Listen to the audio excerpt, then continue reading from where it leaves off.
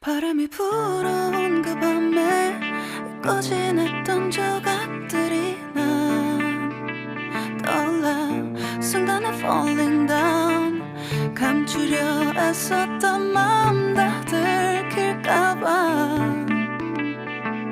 도망가버렸지 yeah.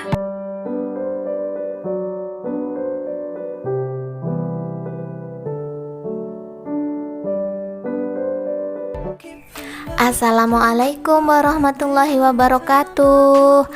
Apa kabarnya nih bunda-bunda dan teman-teman semua? Semoga selalu sehat dan tetap semangat. Berjumpa lagi dengan aku, seorang ibu rumah tangga yang tinggal di mes perkebunan sawit ya bun ya. Semoga bunda-bunda tidak bosan untuk menyimak aktivitas aku di mes perkebunan sawit ini ya bun.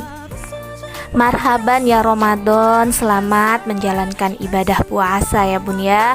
Tidak terasa sebentar lagi kita akan meninggalkan bulan yang penuh berkah ini dan penuh ampunan ini. Semoga kita bisa memanfaatkan bulan Ramadan yang penuh berkah dan penuh ampunan ini dengan sebaik-baiknya ya bun, yaitu dengan memperbanyak amal soleh dan memperbanyak tadarus Al-Quran dan memperbanyak bersodakoh ya bun ya. Karena di bulan ini setiap amalan yang kita lakukan pahalanya dilipat gandakan ya bun. Jadi jangan sampai kita menyia-nyiakan bulan Ramadan ini dengan bermalas-malasan ya bun ya. Semoga kita semua tergolong menjadi umat yang soleh dan soleha ya bun, amin. Selain itu bun, bulan Ramadan ini kan hanya kita temukan 1 tahun sekali ya bun ya. Jadi sayang kalau kita tidak bisa memanfaatkan dengan sebaik-baiknya ya bun ya. Semoga kita masih diberikan umur yang panjang sehingga kita masih bisa bertemu Ramadan di tahun depan, amin. Di video kali ini aku mau berbagi tips ya bun ya, supaya kita itu dikejar rezeki dan doa kita itu mudah dikabulkan. Jadi jangan lupa tonton sampai habis ya bun ya, sambil nontonin aktivitas aku beres-beres, sambil dengerin ocehanku ya bun ya. Semoga bermanfaat bagi diriku sendiri dan juga bagi bunda-bunda dan teman-teman semua yang sudah menonton video aku kali ini, amin. Rezeki itu Allah yang ngatur ya bun ya, dan Allah juga yang punya.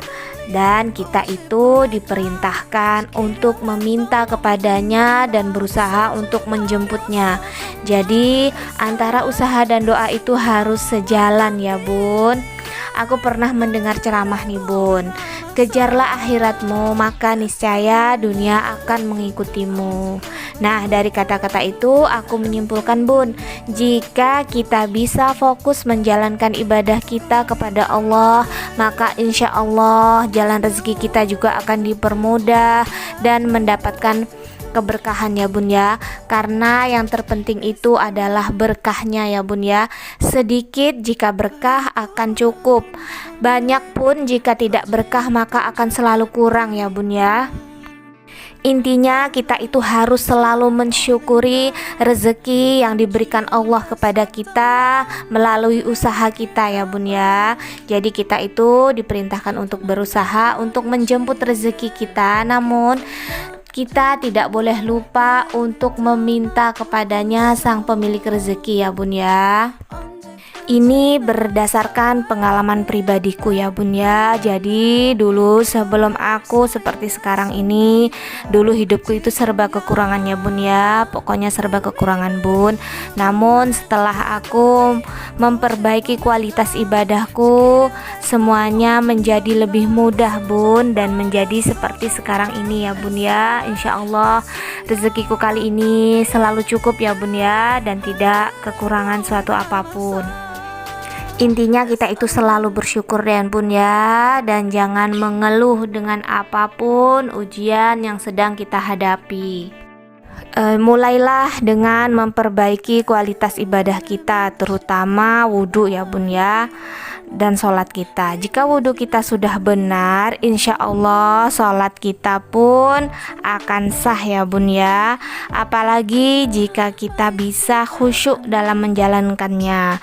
Kita perbaiki kualitas ibadah sholat kita. Jika yang tadinya sering terlambat, maka kita usahakan sholat tepat pada waktunya ya bun ya, karena itu adalah salah satu kunci doa kita mudah dikabulkan ya bun.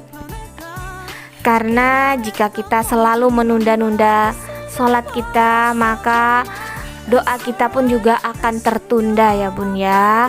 Maka jika ingin doa-doa kita selalu mudah dikabulkan, maka perbaiki kualitas sholat kita, yaitu sholatlah tepat pada waktunya. Insya Allah permintaan kita pun akan dipenuhi oleh Allah Subhanahu wa Ta'ala dengan cepat ya bun. Apalagi jika kita bisa mengamalkan amalan-amalan yang mempermudah kita dalam mendapatkan rezeki, yaitu 1. Sholat tepat pada waktunya ya bun ya, ditambahkan dengan sholat-sholat rawatib, qobliyah, ba'diyah. Dan yang kedua, kerjakanlah sholat tahajud di sepertiga malam ya bun, karena di sepertiga malam yang terakhir itulah doa-doa mudah untuk dikabulkan ya bun. Jika kita memiliki persoalan hidup, maka curhatlah kepada Allah dalam tahajud kita, karena Allah paling suka jika ada hambanya yang selalu meminta kepadanya ya bun ya. Jangan mudah putus asa jika permintaan kita itu belum dikabulkan. Teruslah meminta, suatu saat pasti akan dikabulkan ya Allah, oleh Allah ya bun ya, karena Allah itu maha mengabulkan doa ya bun ya. Tapi jika kita sudah memperbaiki kualitas ibadah sholat kita ya bun ya, insya Allah bun, doa itu akan lebih cepat untuk dikabulkan ya bun. Itu berdasarkan pengalaman pribadiku sendiri ya bun ya. Tips yang selanjutnya ya bun ya, jangan tinggalkan sholat qobliyah subuh bun, yaitu sholat sunnah sebelum subuh ya bun ya. Setelah azan subuh, sebelum iqomah, kita kerjakan dulu sholat sunnah qobliyah 2 rakaat ya bun ya, sebelum sholat subuh. Dan jangan pernah ditinggalkan ya bun ya sholat yang 2 rakaat itu bun, karena sholat itu pahalanya sangat besar sekali ya bun ya, yaitu dunia dan seisinya akan diberikan kita. Rasulullah saja tidak pernah meninggalkan sholat 2 rakaat ini ya bun ya, sholat sebelum subuh ini. Sebagai manusia biasa, kita tentunya pernah bangun kesiangan ya bun ya. Walaupun kita bangunnya kesiangan ya bun ya, tapi kita tetap usahakan sholat qobliyah subuh ya bun ya, sebelum sholat subuh. Karena jika kita tidak sengaja bangunnya kesiangan, insya Allah sholat kita itu sah ya bun ya. Masih tips yang selanjutnya ya bun ya, sambil menyimak aktivitasku lap-lap kaca ini bun. Nah, tips yang selanjutnya yaitu kita baca surah Al-Waqiah setelah kita sholat subuh ya bun ya.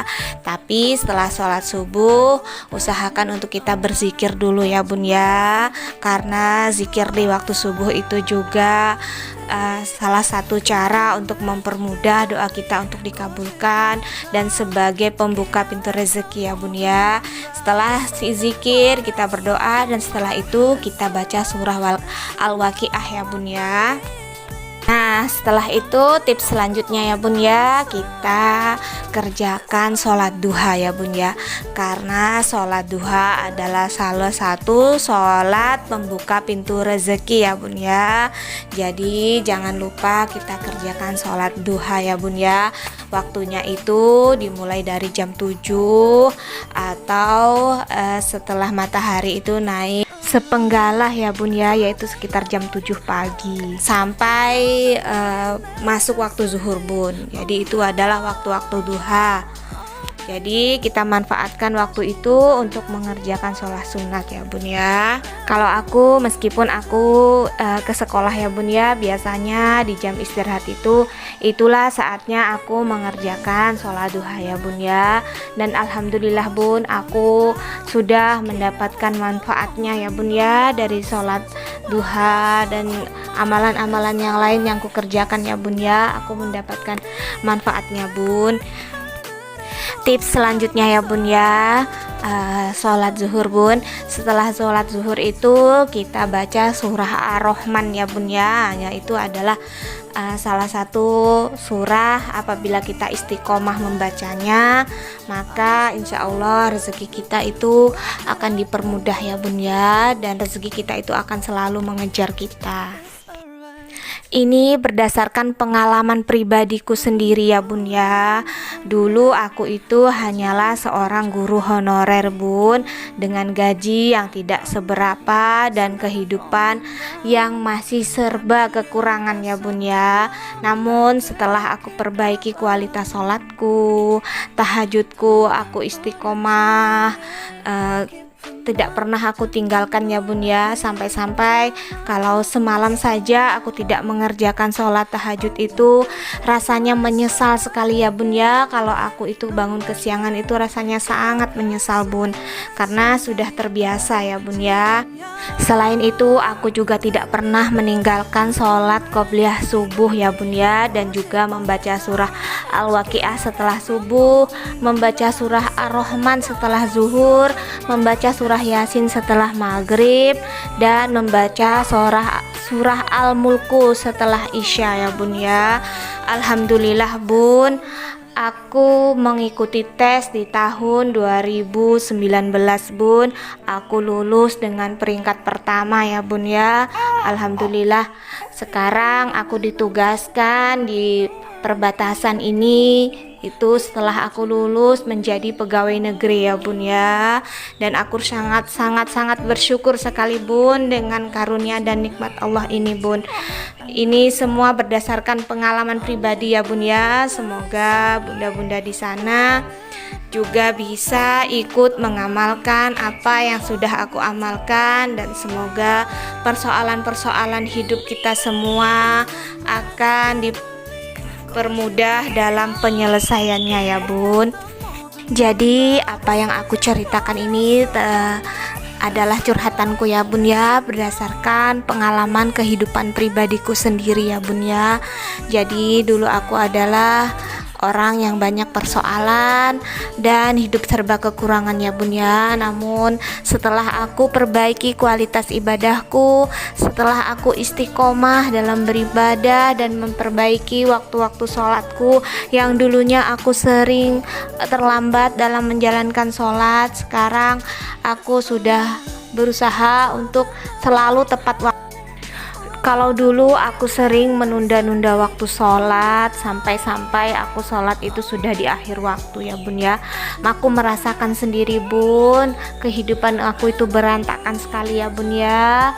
Pokoknya sangat berantakan ya bun ya. Namun setelah aku perbaiki sholat tepat pada waktunya, ditambah dengan amalan-amalan yang tadi aku sebutkan itu bun, alhamdulillah bun, kehidupanku serasa dikejar rezeki ya bun ya. Bukan kita yang mengejar, tapi rasanya rezeki yang mengejar kita. Aku sangat bersyukur sekali bun, dan sudah merasakan bagaimana manfaatnya apabila kita istiqomah dalam menjalankan ibadah-ibadah kita sesuai perintah Allah ya bun. Kalau kita bisa bersungguh-sungguh dan berniat dalam hati ingin memperbaiki sholat kita, insya Allah kualitas kehidupan kita juga akan diperbaiki oleh Allah ya bun. Karena itu salah satu yang sudah aku rasakan ya bun ya. Setelah aku perbaiki sholatku, setelah aku amalkan amalan yang tadi aku sebutkan, alhamdulillah bun, kehidupan aku sekarang jauh lebih baik dari kehidupan aku yang dulu ya bun ya. Semoga bunda-bunda yang sedang memiliki persoalan, yang sedang menonton videoku ini, semoga bisa juga mengamalkan apa yang aku amalkan. Jangan pernah putus asa apabila doa kita belum dikabulkan. Teruslah kita berusaha untuk memperbaiki kualitas ibadah kita. Insya Allah doa-doa kita yang belum terkabulkan itu akan segera dikabulkan ya bun, amin. Dan satu lagi tips dari aku ya bun ya, jangan tidur setelah sholat subuh ya bun ya. Kalau bisa jangan tidur ya bun ya, karena setelah sholat subuh itu saatnya malaikat rezeki itu memberikan rezeki kepada kita. Jadi kalau bisa kita jangan tidur ya bun ya, kita tetap beraktivitas setelah sholat subuh. Kalau memang tidak ada aktivitas di dapur atau aktivitas yang lain, kita bisa melakukan aktivitas dengan membaca Al-Quran ya bun ya. Kita tadarus Al-Quran sampai waktu pagi. Jadi dulu aku pun seperti itu ya bun ya. Waktu aku masih tinggal bersama orang tua aku tidak beraktivitas di dapur ya bun ya, karena semua yang mengerjakan tuh ibuku ya bun ya. Aku paling beres-beres itu nanti setelah aku tadarus ya bun ya. Biasanya habis sholat subuh itu aku tadarus Al-Quran sampai jam 6 bun. Nah setelah itu baru aku tutup dan kemudian aku lanjut untuk beres-beres rumah ya bun ya. Sekarang pun meskipun aku memiliki bayi ya bun ya, tapi aku selalu berusaha bun untuk menyempatkan untuk sholat tahajud itu ya bun ya. Dan aku tidak ingin meninggalkan sholat tahajudku bun, walaupun aku memiliki bayi ya bun ya. Meskipun waktunya tidak seperti waktu sebelum aku memiliki bayi ya bun ya. Kalau sebelum aku memiliki bayi itu aku selalu sholat tahajudnya itu jam 3 sampai jam 4 ya bun ya. Tapi setelah aku memiliki bayi ini kadang jam 2, kadang jam 1 ya bun ya. Pokoknya ketika bayi kita terlelap ya bun ya, aku selalu mengusahakan untuk sholat tahajud. Jadi itu adalah tips-tips dari aku berdasarkan pengalaman pribadiku ya bun ya. Semoga bermanfaat. Terima kasih yang sudah menonton. Wassalamualaikum warahmatullahi wabarakatuh.